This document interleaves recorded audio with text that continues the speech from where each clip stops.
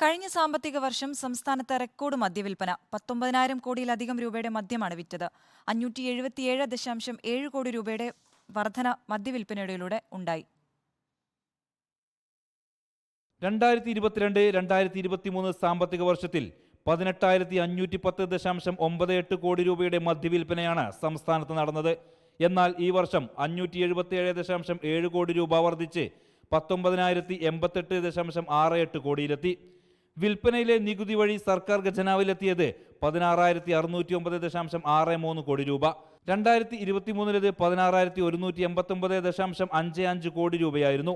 80% മദ്യവും വിവിധ സംസ്ഥാനങ്ങളിൽ നിന്നെത്തുമ്പോൾ കേരളത്തിൽ വിൽപ്പന നടത്തുന്ന മദ്യങ്ങളിൽ സംസ്ഥാനത്ത് ഉൽപ്പാദിപ്പിക്കുന്നത് വെറും 20% മാത്രം.